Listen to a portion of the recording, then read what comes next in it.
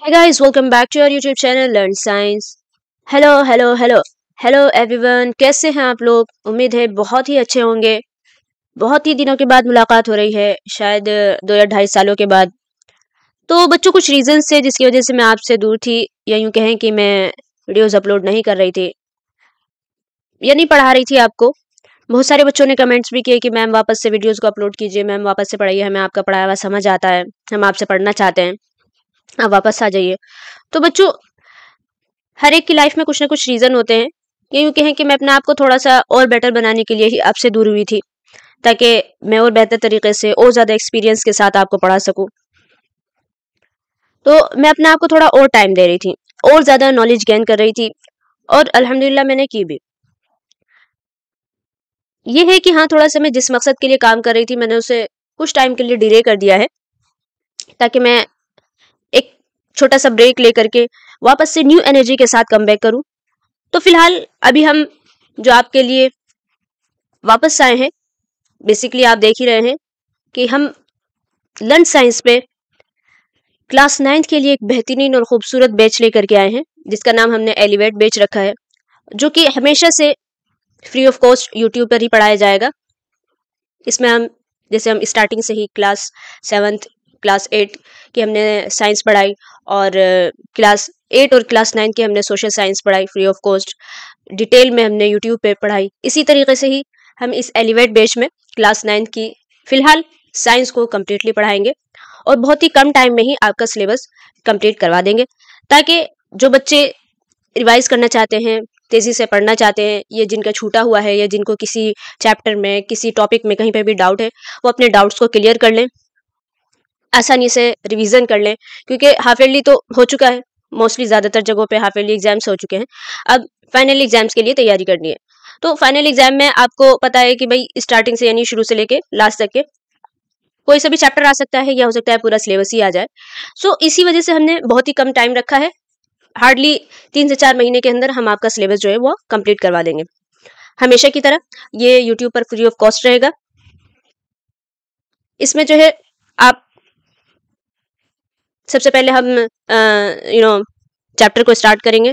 Detail में हम 2-3 lecture लेकर के, 2-3 नहीं, बेसिकली 3 से 4, हो सकता है 5 भी चले जाएं। मतलब जितने भी लेक्चर्स होंगे उनमें हम पहले चैप्टर को कंप्लीट करेंगे, फिर हम उसके अंदर जितनी भी एक्टिविटीज हैं साथ साथ उसको भी कंप्लीट करते चले जाएंगे। लास्ट में हम जो इंपॉर्टेंट क्वेश्चंस हैं या आपके डाउट्स हैं उनको क्लियर करेंगे, और उसके बाद जैसे कि मैं हमेशा से करती हुई आई हूँ, हम एक 1 से लेकर 1.5 घंटे की एक वन शॉट वीडियो भी रखते हैं, ताकि वो बच्चे जो कि एग्जाम के दिन या एग्जाम से एक दिन पहले, या हो सकता है उनको कोई टेस्ट देना हो या कुछ भी करना हो, या बहुत ही किसी पर्टिकुलर टॉपिक में उनको डाउट हो, तो उनको पूरी डिटेल वाली वीडियो को ना देखना पड़े, आराम से वो वन शॉट के अंदर ही उसमें अपना सब कुछ कवर कर लें। तो वन शॉट में हम एक वन शॉट वीडियो बनाएंगे, जिसमें कि सारी चीज़ों को अच्छे से डिटेल में कवर कर लिया जाएगा। आपके लिए भी आसानी होगी। बहुत सारे बच्चों को वन शॉट वीडियो ही ज़्यादातर पसंद आती है, क्योंकि मोस्टली बच्चे चाहते हैं कि हम कम टाइम में ही अपना सारा जो चैप्टर है वो कंप्लीट कर लें। तो हम वन शॉट वीडियो बनाएंगे, और इसके साथ ही हमारा चैप्टर जो है एक वीक में, 1 वीक ऑलमोस्ट लगेगा एक चैप्टर के लिए, वो हम इस तरीके से कंप्लीट कर लेंगे। ठीक है, तो चलिए शुरुआत करते हैं अपने नए सेशन की। अगले साल तो आपको बोर्ड्स की प्रिपरेशन करनी है, इसी वजह से हमने ज़्यादा टाइम नहीं लिया है आपका। ठीक है, चलिए स्टार्ट करते हैं।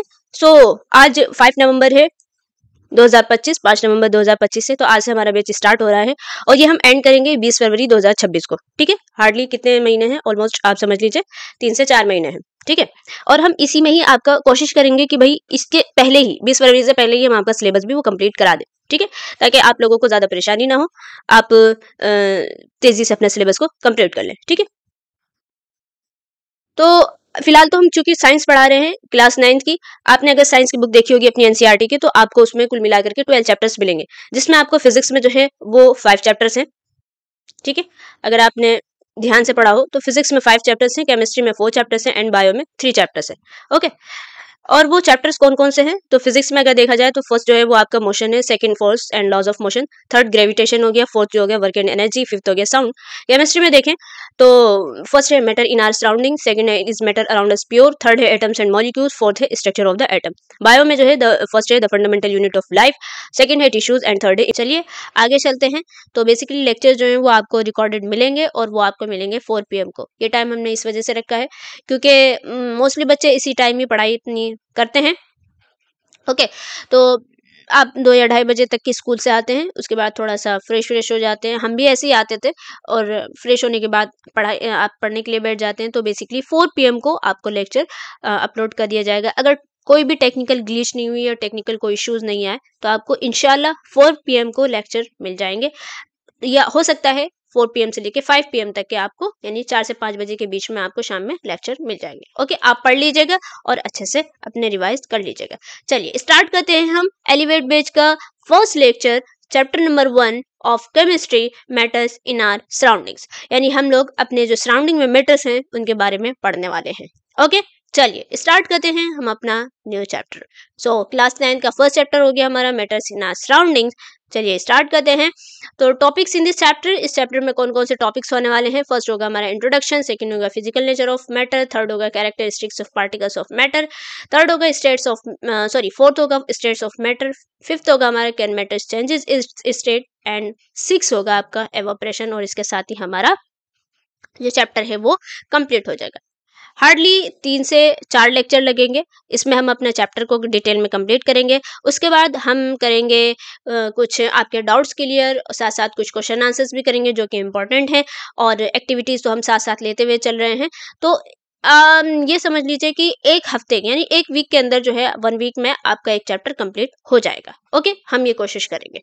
चलिए आज हम लोग कौन कौन से टॉपिक्स कवर करने वाले हैं, तो आज हम लोग ज़्यादा नहीं पढ़ाएंगे क्योंकि आज इंट्रोडक्शन लेक्चर है। फर्स्ट हम इंट्रोडक्शन पढ़ेंगे बेसिकली कि मैटर होता क्या है, और सेकंड हम पढ़ेंगे फिजिकल नेचर ऑफ मैटर। ठीक है, चलिए सबसे पहले क्वेश्चन ही यही आता है कि बेसिकली मैटर होता क्या है। मेरे चैप्टर का नाम क्या है, मैटर इन आर सराउंडिंग्स, कि हमारे सराउंडिंग्स में जो मैटर है हम उसके बारे में पढ़ने वाले हैं। तो बेसिकली मैटर है क्या ये वही मैटर है जो आपके और आपके फ्रेंड्स के दरमियान होता है, या ये आपके घर में हो जाता है। तो बेसिकली ये वो मैटर नहीं है। मैटर क्या है, अगर हम अपनी बुक के हिसाब से देखें तो anything that has mass and occupies space, कि कोई भी ऐसी चीज जिसके अंदर मास हो और वो स्पेस को ऑक्यूपाई करे, किसी भी जगह को घेरे, तो हम लोग उसको क्या बोलते हैं, मैटर। ओके, अब इसके एग्जांपल्स देख लें कि भाई कोई भी ऐसी चीज है, कौन सी ऐसी चीज है जिसके अंदर मास नहीं है या वो जगह को नहीं घेर रहा है। इसका मतलब ये है कि हर वो चीज जिसके जो कि आपके आसपास है, मान लो आप चेयर पे बैठे हुए हैं, टेबल पे बैठे हुए हैं, या आप सोफे पे बैठे हुए हैं, या आप अपने पूरे कमरे में देख लीजिए, जिस घर में रहते हैं आप उस घर में देख लीजिए, तो कोई भी ऐसी चीज यानी सारी चीजें जिसके अंदर मास है और वो कोई जगह को घेर रही है, तो हम लोग उसको क्या बोलते हैं, मैटर। ओके, उसमें एग्जाम्पल्स में आ जाते हैं आपके एयर भी हो गया, वाटर भी हो गया, बुक्स हो गई, आपके खुद की, खुद आप, क्या आपके अगर आप खुद देखें तो क्या आपके पास मास है, बिल्कुल है। क्या आप किसी जगह को घेर रहे हैं, बिल्कुल घेर रहे हैं। तो ये सारी चीजें जो है वो किस में आ जाती हैं, मैटर में आ जाती हैं। आई होप आपको समझ में आ गया होगा। चलिए आगे चलते हैं।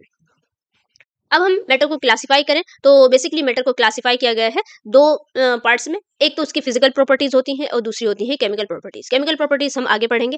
इस चैप्टर में हम लोग फिजिकल प्रॉपर्टीज के बारे में पढ़ने वाले हैं कि बेसिकली मैटर होता क्या है, ये किस चीज से बना हुआ है, क्या क्या इसकी फिजिकली इसकी क्या क्या प्रॉपर्टीज हैं। ओके, चलिए तो चलिए स्टार्ट करते हैं फिजिकल नेचर ऑफ मैटर, कि मैटर का फिजिकल नेचर क्या है, मैटर किससे बना हुआ है, मैटर की क्या क्या प्रॉपर्टीज है, फिजिकली उसकी क्या क्या प्रॉपर्टीज है। तो अगर देखें हम लोग, तो फर्स्ट अगर हम लोग देखें कि कोई भी चीज वो किससे बनी हुई होती है, हम मैटर किसको बोल रहे हैं, मैटर हम हर उस चीज को बोल रहे हैं जिसके अंदर मास हो और वो किसी भी स्पेस को ऑक्यूपाई कर रहा है। तो कोई भी चीज अगर हम उसको डिवाइड करते रहे तो वो कितने पार्ट्स में डिवाइड हो जाएंगे, अनलिमिटेड मिलियंस एंड ट्रिलियंस में डिवाइड हो जाएंगे। तो अगर हम देखें कि किसी भी चीज का ओरिजिन वो किससे होता है, वो एक छोटे छोटे जर्रे से मिलकर के बना हुआ होता है। तो यही चीज कही जा रही है जो मैटर होता है वो बहुत ही छोटे छोटे पार्टिकल से बना हुआ होता है। ये इसका फिजिकल नेचर है कि मैटर जो है वो बेसिकली बना हुआ है किससे, कोई भी चीज वो किससे बनी हुई। मान लो आप खुद ही हो, आप किससे बने हुए, आप एक सिंगल सेल से बने हुए ना। आप, मैं आपसे पूछूं कि आप सिंगल सेल हैं या आप मल्टी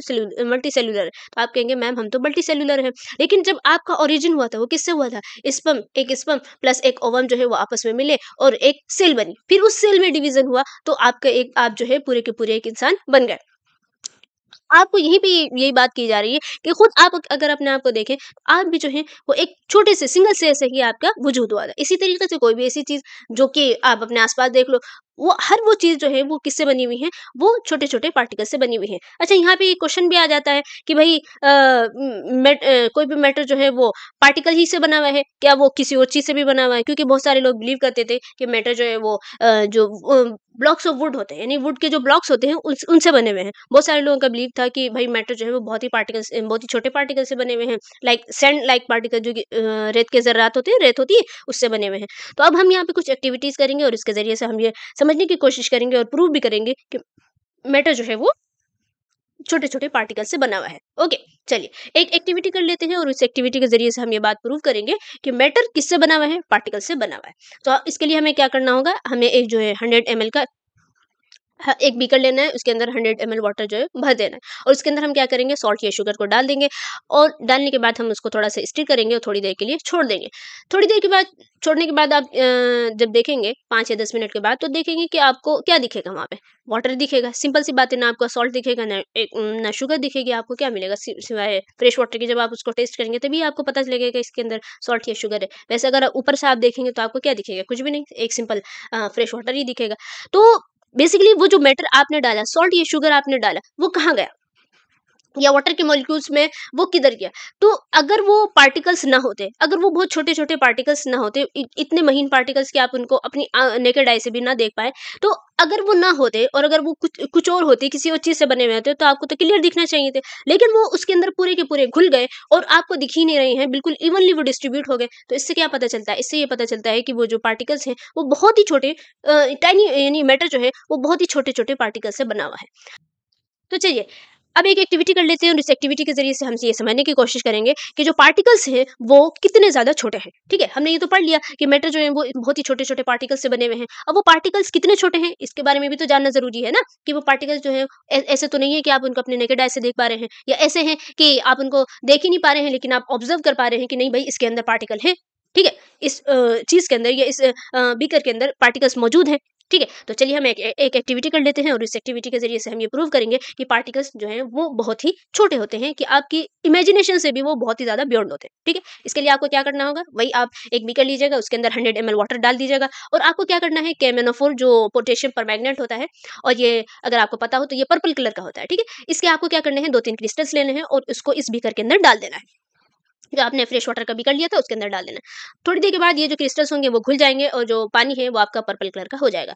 अब आपको क्या करना है, उस पानी के अंदर से 10 ml वाटर जो है निकाल लेना है और एक फ्रेश वाटर का एक बीकर लेना है और उसके अंदर डाल देना है। आप क्या देखेंगे कि उसका जो कलर है वो भी कैसा होता जा रहा है, वो भी पर्पल कलर का होता जा रहा है। थोड़ा-सा फेड होगा, मतलब फर्स्ट वाले से थोड़ा-सा फेड होगा, बट फिर भी उसका कलर जो है, इसका मतलब क्या है कि इसके अंदर भी पार्टिकल्स जो हैं पोटेशियम परमैंगनेट के मौजूद हैं। ठीक है? फिर आपको क्या करना है, फिर आपको 10 ml का लेना है। एक बीकर लेना है और उसके बाद उसको सॉरी बीकर नहीं लेना है, 10 ml इसके अंदर से वाटर निकालना है और उसको एक फ्रेश वाटर में डाल देना है, फ्रेश वाटर के बीकर में डाल देना है, ठीक है? फ्रेश वाटर के बीकर में आप डालेंगे तो देखेंगे उसका कलर भी कैसा होता जा रहा है, उसका कलर भी पर्पल हो रहा है, इसका मतलब इसके अंदर भी पार्टिकल्स मौजूद हैं। फिर आप उसके अंदर से वापस से 10 ml लेंगे और एक फ्रेश वाटर के बीकर में डाल देंगे, उसमें जब डालेंगे तो देखेंगे उसका कलर भी पर्पल कलर का होता जा रहा है। हालाँकि हमारा कलर जो है वो मतलब हर डालने के साथ हर बीकर में जो है फेड होता जा रहा है, हल्का-हल्का होता चला जा रहा है, वो अपने धुंधला होता चला जा रहा है। लेकिन उसके बावजूद भी हमें उसमें कलर दिख रहा है, यानी पर्पल कलर हमें जो है दिख रहा है। इसका क्या मतलब है? इसका मतलब ये है कि उसके अंदर भी, यानी लास्ट में अगर हम लोग इसको 5 टू 10 टाइम्स भी करते चले जा रहे हैं, तो 10वां जो बीकर होगा उसके अंदर भी आपको कलर मौजूद मिलेगा, यानी कि उसके अंदर भी आपको पर्पल कलर मिलेगा। हालाँकि बहुत ही कम, बहुत ही लाइट मिलेगा, लेकिन फिर भी मिलेगा। क्यों मिल रहा है वहाँ पे? हम हालाँकि जो फर्स्ट वाले बीकर हैं वहाँ से हम लोग लेते हुए चले जा रहे हैं, अभी तक तो उसके पार्टिकल्स को खत्म हो जाने चाहिए, उसका जो लास्ट वाला बीकर है वो फ्रेश ही रहना चाहिए, फ्रेश वाटर का लेना होना चाहिए। लेकिन वो उसका कलर चेंज हो रहा है, इसका मतलब उसके अंदर भी पार्टिकल्स मौजूद हैं। अब आप इमेजिन कर सकते हैं कि उसके जो पार्टिकल्स हैं, यानी कि जो पोटेशियम परमैंगनेट है, वो अपने आप को उसने कितना ज़्यादा डिवाइड कर दिया, उसके पार्टिकल्स कितने छोटे हैं, इतने ज़्यादा छोटे हैं कि हमें दिख भी नहीं रहे हैं, हम अपनी आँखों से, मतलब नेकेड आई से देख भी नहीं पा रहे हैं, लेकिन उसके बावजूद भी वो कलर को चेंज करता हुआ चला जा रहा है। तो यहाँ से ये बात क्या प्रूव हो गई कि पार्टिकल जो है वो इतने ज़्यादा छोटे होते हैं कि आप उनको इमेजिन भी नहीं कर सकते। ये आपकी जो बुक है एनसीईआरटी उसके अंदर भी ये एक लाइन लिखी हुई है कि the particles of matter are very small, even they are small beyond our imagination, कि हमारी हम इमेजिन भी नहीं कर सकते कि वो पार्टिकल्स कितने छोटे हैं। तो बच्चों आज का लेक्चर इतना ही है। आज हमने बहुत ही छोटा-सा लेक्चर रखा हुआ है इस वज़ह से क्योंकि आज इंट्रोडक्शन लेक्चर था और हम चाहते थे कि ज़्यादा आप पे बर्डन ना पड़े और आपको बैच के बारे में भी कंप्लीट डिटेल देनी थी। वैसे तो मैं अभी तक के देती हुई आ रही हूँ, लेकिन फिर भी अभी आज के फर्स्ट लेक्चर था तो आपको डिटेल में बताना भी था। तो आज हम इतना ही रखते हैं। अगले लेक्चर में हम लोग जो है और टॉपिक्स को कवर करेंगे। हार्डली आपका 2 नहीं 3 से 4 लेक्चर में आपका जो है चैप्टर कंप्लीट हो जाएगा। उसके बाद हम वन शॉट डालेंगे, क्वेश्चन आंसर होगा और उसके बाद 1 वीक के अंदर आपका चैप्टर जो है वो कंप्लीट हो जाएगा। ठीक है? तो लर्न साइंस को आप हमेशा की तरह जिस तरीके से प्यार देते हुए आ रहे हैं, ऐसे ही देते रहिए। अपने दोस्तों में इनको शेयर कीजिए, लाइक कीजिए, सब्सक्राइब कीजिए और ऑल द वेरी बेस्ट। पढ़ाई करते रहिए।